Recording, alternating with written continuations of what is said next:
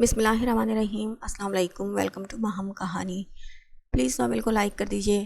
اگر آپ نیو ہیں، ابھی تک سبسکرائب نہیں کیا تو سبسکرائب ضرور کر دیجئے۔ چلتے ہیں ناول کی طرف۔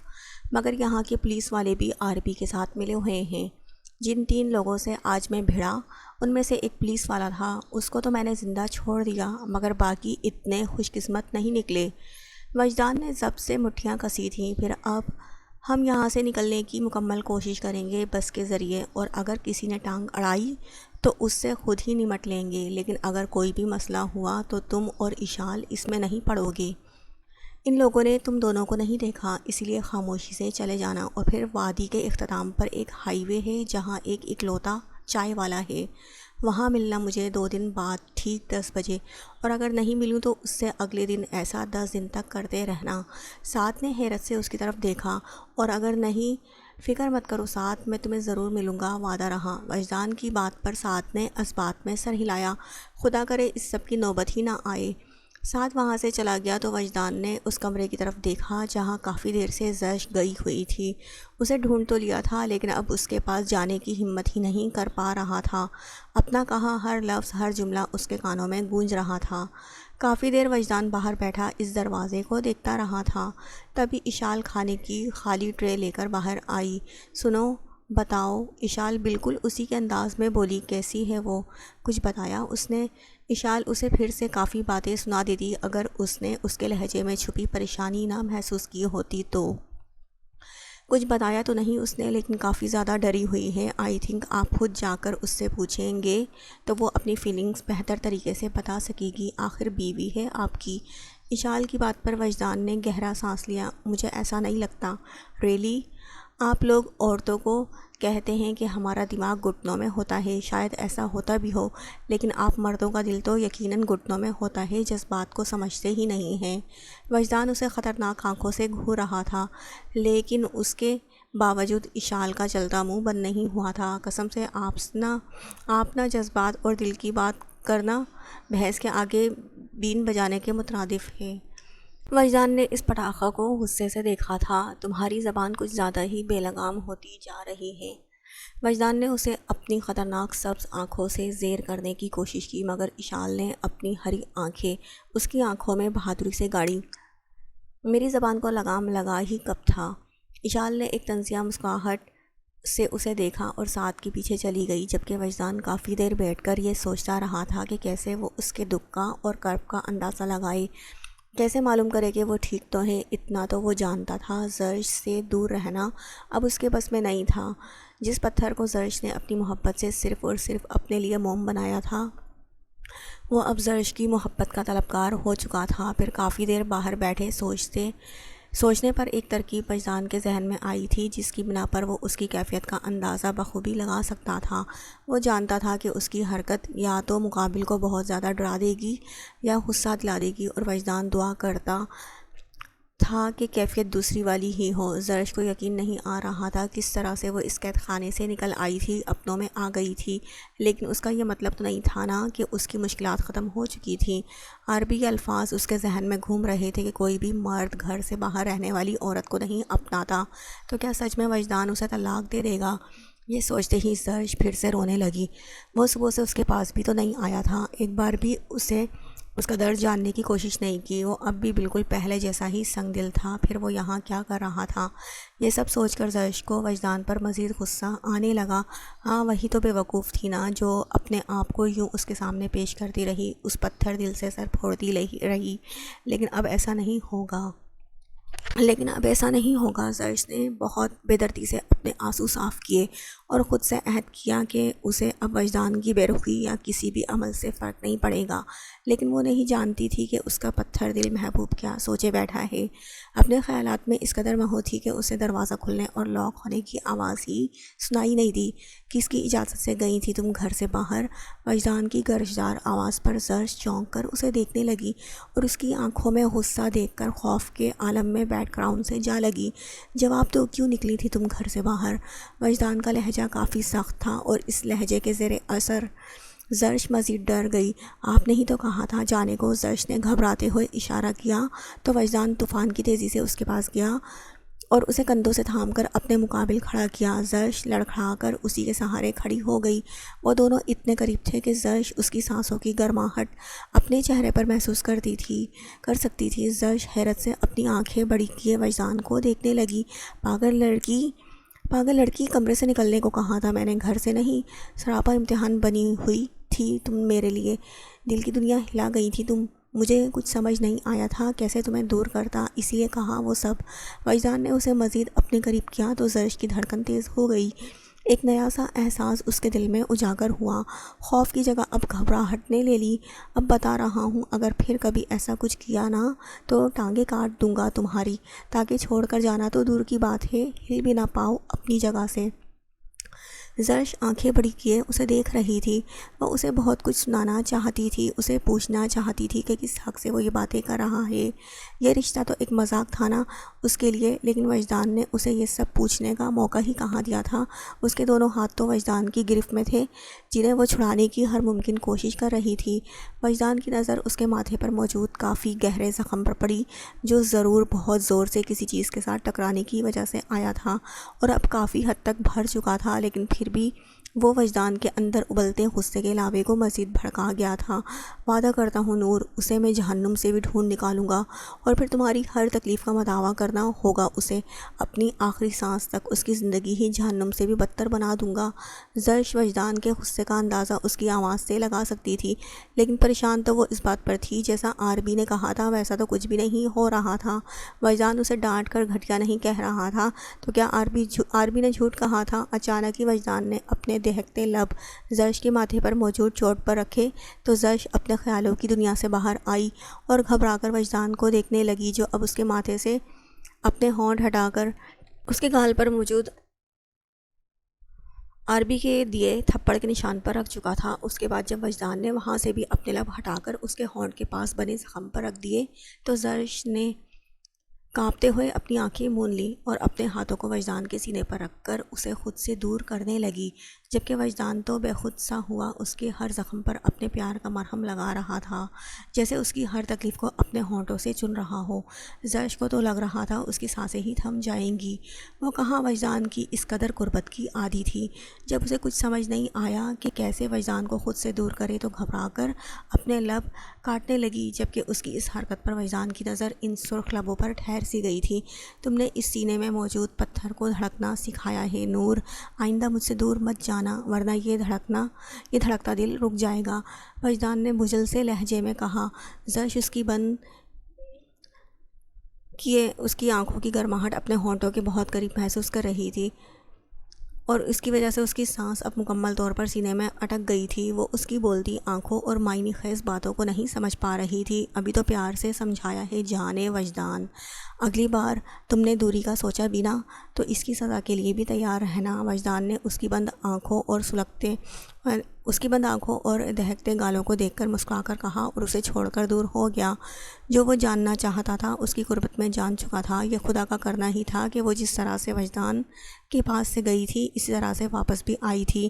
اس دیو کی قید میں بھی خدا نے اس کی اور اس کی معصومیت کی حفاظت کی تھی، کیونکہ ایسا نہ ہوتا تو ابھی اس کے چہرے پر شرم و حیا کی سرخی کے بجائے خوف و ہراس کی سفیدی ہوتی۔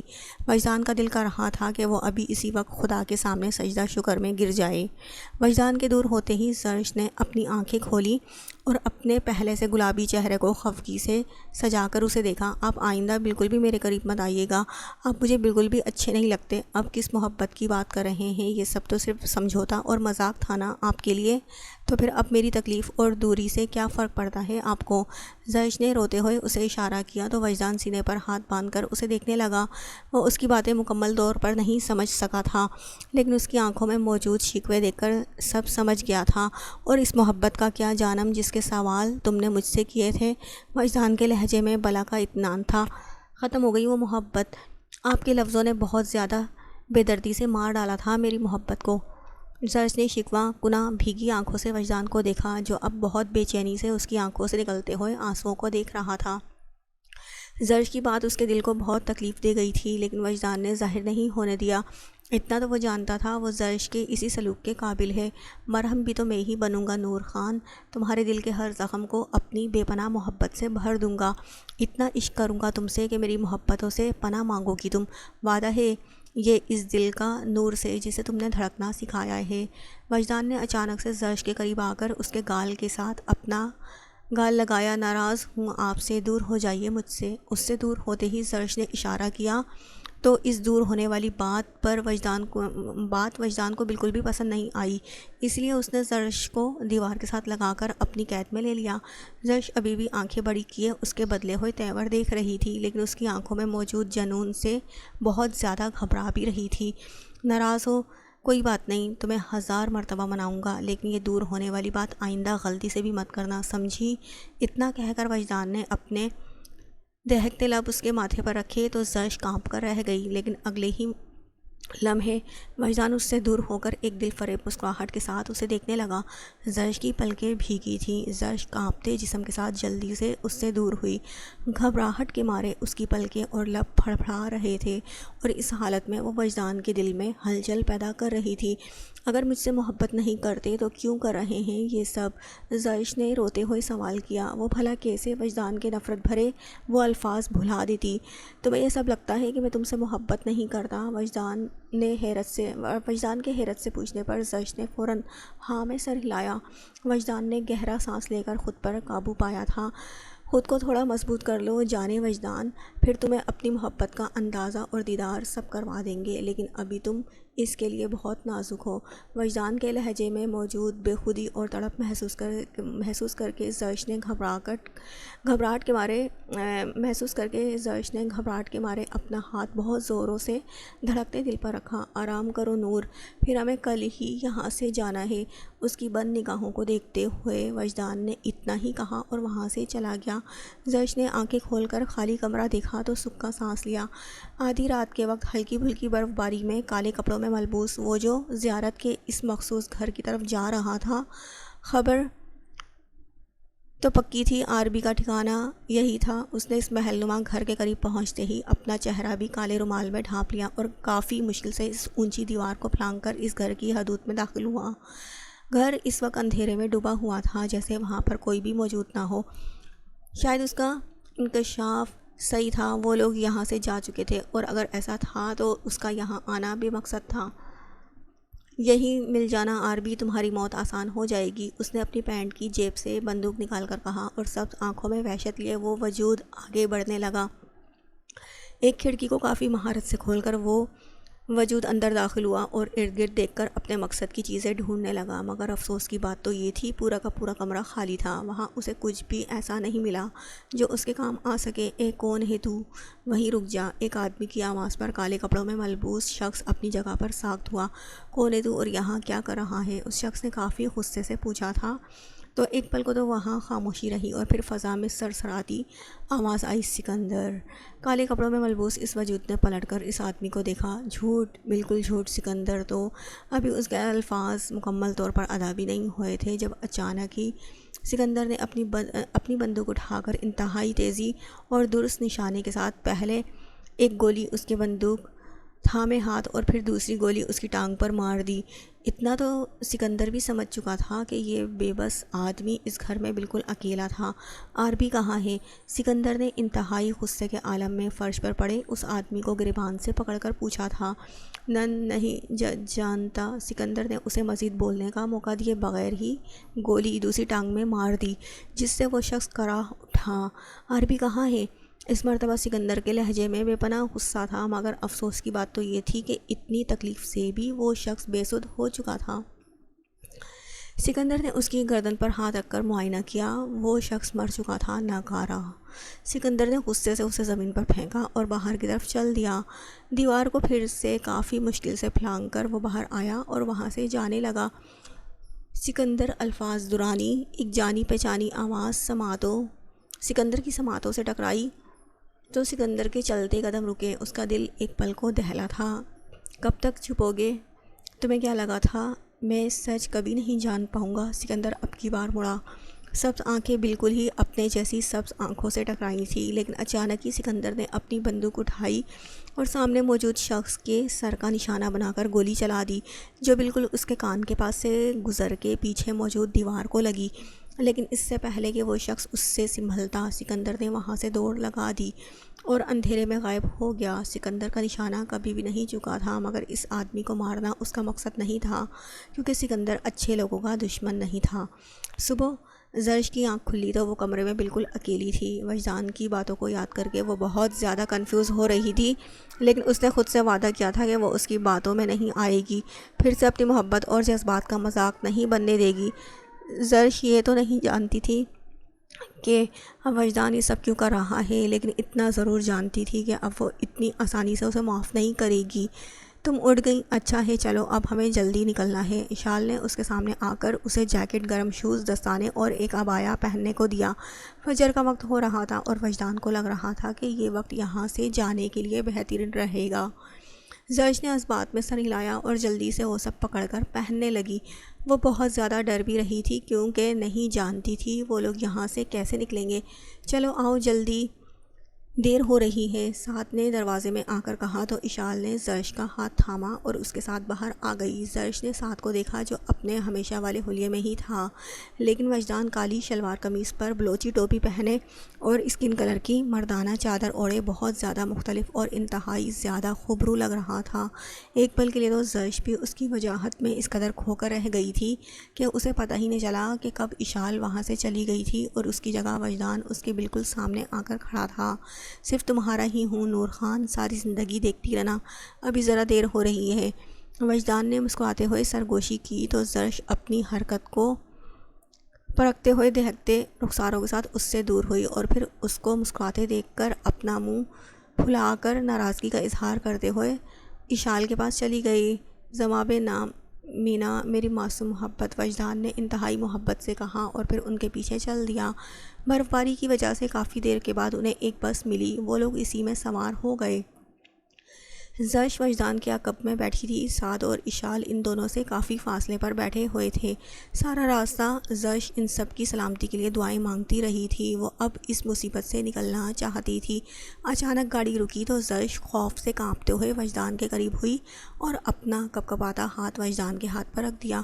ڈرو مت، انہیں شک ہو جائے گا، میں تمہارے ساتھ ہوں، تمہیں کچھ بھی نہیں ہوگا۔ وجدان نے اس کا کانپتا ہوا ہاتھ اپنے ہاتھ کی گرفت میں لے کر اس کا خوف کم کرنا چاہا تھا، لیکن زرش اسے یہ کیسے بتاتی کہ وہ اسی کے لیے تو خوف زدہ ہے۔ اگر اس کی وجہ سے اس کے مسیحا کو کچھ ہو گیا تو زرش بھی مر جائے گی۔ کچھ دیر بعد کچھ لوگ بندوقیں ہاتھ میں تھام کر بس میں چڑھے اور پوری بس کا جائزہ لینے لگے۔ زرش آنکھیں بند کیے آیت کا ورد کر رہی تھی، اے تم باہر آؤ۔ اس آدمی نے ایک آدمی کی طرف اشارہ کیا، لیکن زرش یہ الفاظ سن کر بری طرح سے کانپنے لگی تھی اور اس کی یہ حرکت اس آدمی کی آنکھوں سے چھپی نہیں رہی تھی۔ تم دونوں بھی باہر آؤ۔ اس نے وجدان اور زرش کی طرف اشارہ کیا۔ وجدان نے ایک گہرا سانس لیا اور زرش کا ہاتھ تھام کر اٹھنے لگا۔ اشال یہ منظر دیکھ کر مٹھیاں بھینچتے وہاں سے اٹھنے لگی تو سعد نے اس کا ہاتھ پکڑ لیا۔ نہیں، سعد کے منع کرنے پر اشال نے اسے گھور کر دیکھا، لیکن خاموش رہو۔ سعد کی گرفت اس کے ہاتھ پر مضبوط ہو گئی۔ بزدل، اشال نے اسے ایک نئی لقب سے نوازا۔ تبھی وجدان زرش کا ہاتھ تھام کر بس سے باہر نکل گیا۔ کون ہے یہ؟ بس میں سے باہر آتے ہی ایک آدمی نے سختی سے پوچھا تو زرش ڈر کر وجدان کے پیچھے ہوئی۔ وجدان نے اس کی آنکھوں میں دیکھ کر کہا، نقاب ہٹاؤ اس کا۔ وجدان کے ماتھے پر بل پڑے، اس سے پہلے ہم تیری آنکھیں نکال دے گا۔ وجدان کا لہجہ مکمل طور پر بلوچی تھا۔ اس آدمی نے ایک بندوق وجدان کی کنپٹی پر رکھی، جو کہا ہے نا، کرو، ورنہ یہ کام میں تجھے مار کے بھی کر سکتا ہوں۔ لیکن پھر بھی وجدان کی آنکھوں میں ذرا برابر بھی خوف نہیں تھا۔ زرش وجدان سے اس طرح سے چپک رہی تھی جیسے اس کے اندر ہی چھپ جائے گی۔ وجدان نے بھی اس کا ہاتھ سختی سے پکڑا اور پھر اپنے سامنے موجود شخص کو دیکھا۔ ٹھیک ہے، لیکن چہرہ صرف تو دیکھے گا، باقی سب نہیں۔ وجدان نے نظروں سے ہی باقی 4 بندوں کی طرف اشارہ کیا۔ اس آدمی نے کچھ سوچ کر ہاں میں سر ہلایا اور باقی لوگوں کو پلٹنے کا کہا۔ اس کے پلٹتے ہی وہ زرش کے قریب آیا اور جیسے ہی اس نے اپنا ہاتھ زرش کے نقاب کی طرف بڑھایا تھا، وجدان نے اس کی گردن کے گرد ہاتھ ڈال کر اس کی گردن کو ایک جھٹکے سے توڑ کر اسے چھوڑا اور زرش کا ہاتھ تھام کر سڑک کے ساتھ موجود جنگل میں بھاگ گیا۔ وہ لوگ اپنے ساتھی کے زمین بوس ہونے کی آواز پر پلٹے اور جلدی سے وجدان اور زرش کے پیچھے بھاگنے لگے، جبکہ بس تو ان لوگوں کے جاتے ہی وہاں سے چلی گئی تھی۔ زرش وجدان کی رفتار سے بھاگنے کی مکمل کوشش کر رہی تھی، لیکن اس برف میں ایسا کرنا ناممکن تھا۔ اس کا پاؤں برف میں دھنس جاتا تو اسے واپس کھینچنا بہت زیادہ مشکل ہوتا، لیکن وہ ان لوگوں کے پیچھے آنے کی آواز بھی سن سکتی تھی۔ بہت اچانک وجدان نے ایک درخت کے پیچھے زرش کو چھپایا اور خود بھی اس کے ساتھ اس درخت کی اوٹ میں ہو لیا۔ یہ کہاں غائب ہو گئے؟ ان لوگوں نے قدموں کے نشان دیکھنا چاہے تھے جو کہ تیزی سے گرنے والی برف نے چھپا دیے تھے۔ یہیں ہوں گے، یہاں سے دور نہیں جا سکیں گے۔ انہیں ڈھونڈو اور باقیوں کو بھی خبر کرو کہ لڑکی یہیں پر ہے۔ سردار نے جیسا کہا تھا ویسا ہی ہوگا، وہ یہاں سے نہیں نکل پائیں گے۔ اس آدمی نے ہاں میں سر ہلایا اور پھر وہ لوگ چاروں طرف پھیل گئے۔ وجدان نے ان پر سے نظریں ہٹا کر زرش کو دیکھا، جس پر سے اس کا نقاب ہٹ کر کہیں گر چکا تھا اور اب وہ اپنے کھلے بالوں کے ساتھ وجدان کے سینے میں منہ چھپائے کھڑی تھی۔ وہ لوگ چلے گئے ہیں، وجدان نے آہستہ سے کہا تو زرش نے آنسوؤں سے بھری کانچ سی آنکھیں اٹھا کر اسے دیکھا۔ شاید وہ اس دنیا میں واحد ایسی آنکھیں تھیں جن کی خوبصورتی میں آنسو بے پناہ اضافہ کر دیتے تھے، لیکن پھر بھی وجدان کو وہ آنسو بالکل بھی پسند نہیں تھے۔ وجدان کو چھوٹی چھوٹی بات پر رونے والی لڑکیوں سے سخت چڑ تھی، لیکن زرش کی آنکھ سے نکلا ایک ایک آنسو اس کے لیے باعث اذیت ہوتا تھا۔ کچھ نہیں ہوگا، تمہیں صحیح سلامت واپس پہنچو گی اپنے گھر، یہ وعدہ ہے میرا۔ وجدان نے بہت نرمی سے اس کے بہتے آنسو اپنی انگلیوں کے پوروں پر چن لیے۔ وجدان نے اس کا ہاتھ تھاما اور گھنے جنگل کی طرف چل دیا۔ اتنا تو وہ سمجھ چکا تھا، سیدھے راستے سے ان کا یہاں سے نکلنا ناممکن تھا، اس لیے اسے یہ کام مشکل طریقے سے کرنا ہوگا۔ سعد اور اشال کوئٹہ پہنچ چکے تھے اور اب کوئٹہ پہنچتے ہی سعد شایان کو فون کر کے ساری صورتحال سے آگاہ کر چکا تھا۔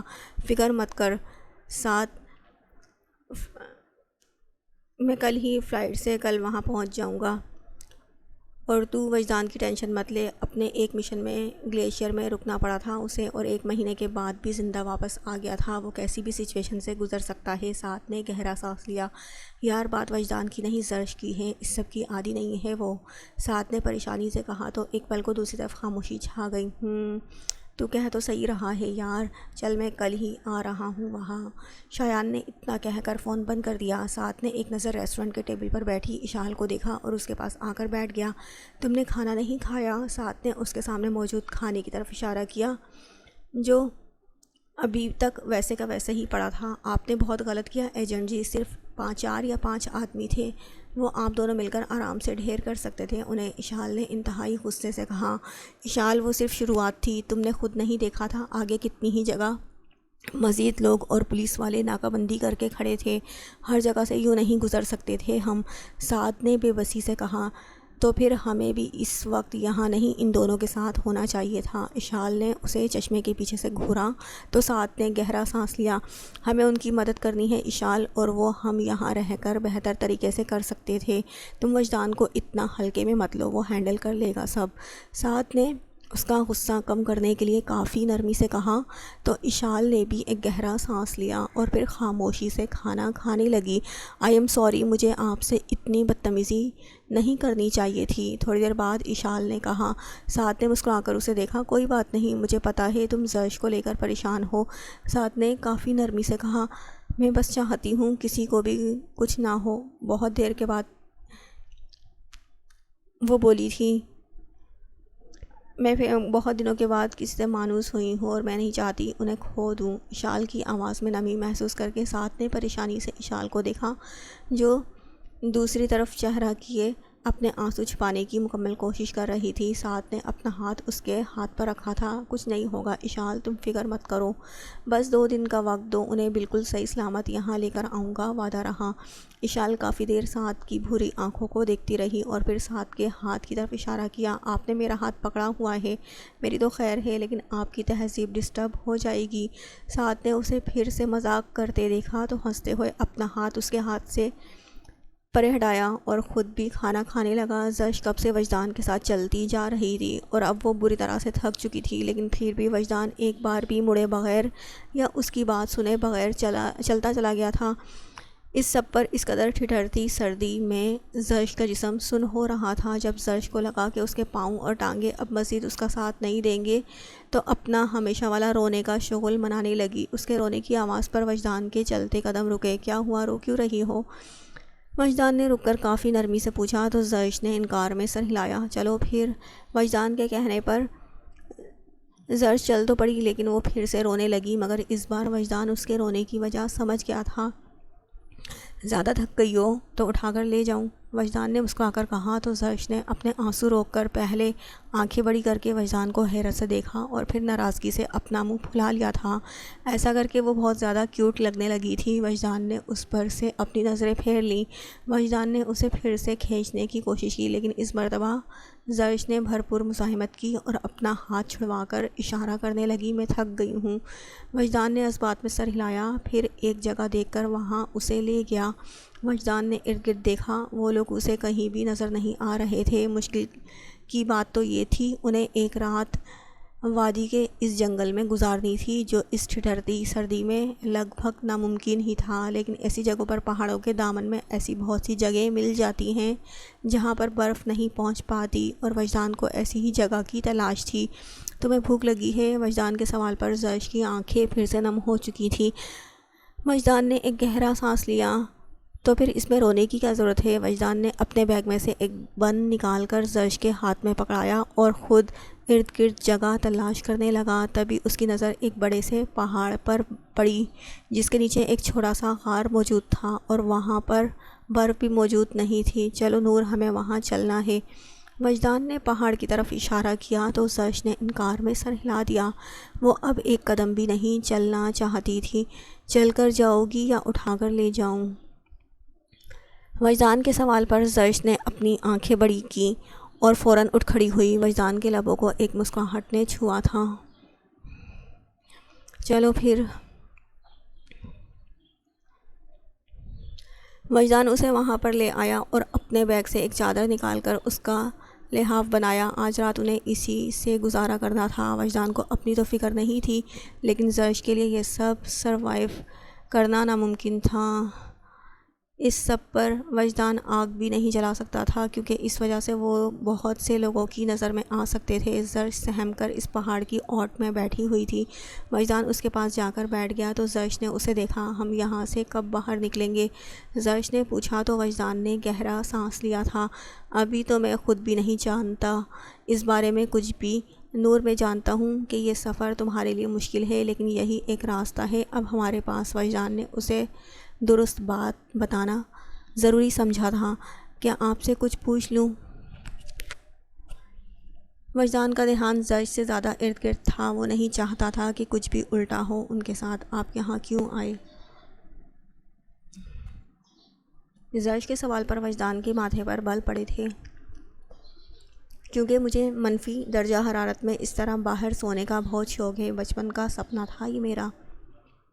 وجدان نے مذاق کیا، لیکن وہ مذاق بھی اس معصوم کے دل پر لگا تھا۔ آپ کو یہاں نہیں آنا چاہیے تھا، آپ میری وجہ سے آپ بھی مصیبت میں پھنس گئے ہیں۔ کافی دیر کے بعد زرش نے اشارہ کیا تو وجدان کا دل چاہا اس کا چہرہ تھپڑوں سے لال کر دے۔ آخر وہ خود کو سمجھ کیا رہی تھی؟ اس کے دل کی دنیا ہلا کر کس طرح سے وہ ایسی باتیں کر سکتی تھی؟ اب اگر تم نے یہ بکواس بند نہیں کی نا تو تمہارے دونوں ہاتھ باندھ دوں گا۔ وجدان کی سختی پر زرش منہ بنا کر دوسری طرف دیکھنے لگی۔ جھوٹ بولتے ہیں، یہ بالکل بھی نہیں بدلے، ایک دم ویسے کے ویسے ہی ہیں، زرش نے روتے ہوئے سوچا، جبکہ وجدان نے اس کے رونے کی آواز پر بے چینی سے زرش کو بازو سے پکڑ کر اپنے قریب کیا۔ بہت ظلم کرتی ہو تم ان خوبصورت آنکھوں پر میری جان، اور یہ اب مجھے گوارا نہیں ہے، کیونکہ تمہارے ساتھ ساتھ یہ آنکھیں بھی میری ہیں، آئندہ کبھی بھی انہیں ایسے نم نہ دیکھوں۔ وجدان نے کافی جذبات سے کہہ کر اس کے آنسوں کو کافی نرمی سے صاف کیا اور پھر پانی کی بوتل نکال کر زرش کے ہاتھ میں پکڑا دی تھی۔ زرش نے پانی پیا، پھر اپنی ٹانگیں سینے سے لگا کر بیٹھ گئی۔ زرش بہت دیر تک سامنے موجود نظارے کو دیکھتی رہی۔ اگر وہ لوگ اس قدر مشکل میں نہیں ہوتے تو زرش اس برف میں اس برف کو اپنے اوپر گراتی، وجدان کے اوپر گراتی، یہ سوچتے ہی ایک شرمیلی سی مسکان نے زرش کے لبوں کو چھوا تھا۔ نہیں نہیں، میں تو ناراض ہوں ان سے، پھر بھلا کیوں انہیں اپنے ساتھ کھلاتی؟ زرش نے کافی معصومیت سے سوچا اور پھر سے اپنے سامنے موجود چمکتی سفیدی درختوں کو، پہاڑوں کو اپنی اوٹ میں چھپاتی برف، بادلوں سے بھرے آسمان اور قدرت کے حسین شاہکاروں کو دیکھتی رہی۔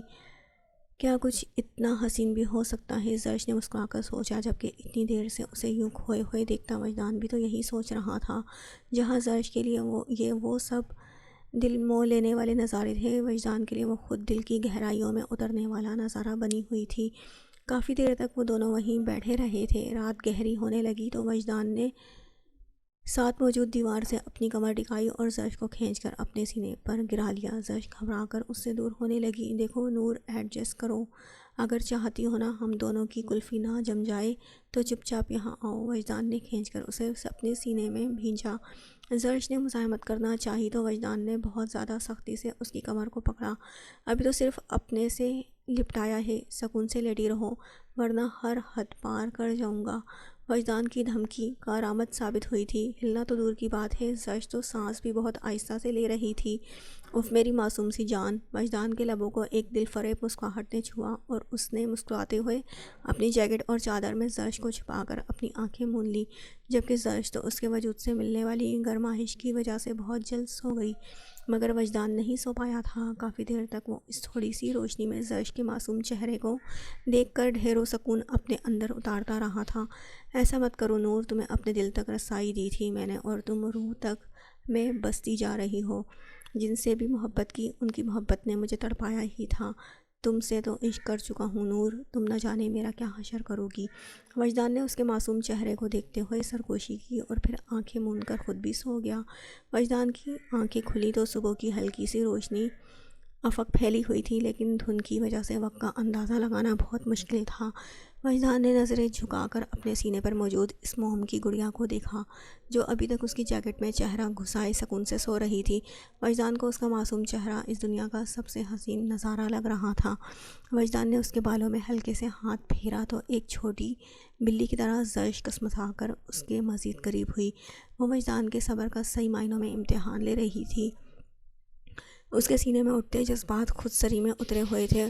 نور اٹھو، وجدان نے اس مرتبہ سختی سے کہا تو زرش نے ہڑبڑا کر آنکھیں کھول دی اور اپنے انتہائی قریب وجدان کو دیکھ کر جلدی سے اس سے دور ہوئی، لیکن اس سے پہلے کہ وجدان اس سے کچھ کہتا، کچھ لوگوں کی قدموں کی ہلکی ہلکی چاپ وجدان کو سنائی دی۔ وجدان نے زرش کو خاموش رہنے کا اشارہ کر کے اسے مزید اس پہاڑ کی اوٹ میں چھپایا اور خود اس کی ڈھال بن کر سامنے کھڑا ہو گیا۔ اب وہ ان لوگوں کی باتوں کی سرگوشیاں بھی سن سکتا تھا، لیکن دھند اور پہاڑ کی اوٹ میں موجود اندھیرے کی باعث وہ لوگ ان دونوں کو دیکھ نہیں پائے تھے۔ زرش ہمیشہ کی طرح آنکھیں بند کیے ورد کر رہی تھی اور وجدان کی نظر بار بار ان گلابی لبوں پر ٹھہر رہی تھی۔ وجدان ان کے قدموں کی چاپ قریب آتے سن سکتا تھا، لیکن جانتا تھا وہ یہاں پر انہیں نہیں دیکھ سکتے۔ مجھے نہیں لگتا کہ وہ دونوں یہاں ہیں، چلو ہمیں کہیں اور دیکھنا ہوگا، وجدان کو ایک آدمی کی آواز سنائی دی اور اس کے بعد وہ لوگ پھر سے وہاں سے چلے گئے۔ وجدان جانتا تھا کہ وہ لوگ جا چکے ہیں، لیکن پھر بھی وہ زرش سے دور نہیں ہوا تھا۔ تم غلط کر رہی ہو نور، بہت غلط کر رہی ہو۔ وجدان کی بات پر زرش نے اپنی کانچ سی آنکھوں میں سوال لے کر اسے دیکھا۔ وہ دونوں ابھی بھی اس قدر ایک دوسرے کے قریب کھڑے تھے کہ ایک دوسرے کی سانسوں کی تپش بھی محسوس کر سکتے تھے۔ میرے اندر جینے کی چاہ پیدا کر رہی ہو، پھر سے کچھ چاہنے کی خواہش کو ابھار رہی ہو، میرے قفل لگے دل پر دستک دے رہی ہو تم، اور اب میں اپنے دل سے ہونے والی اس جنگ سے تھک چکا ہوں۔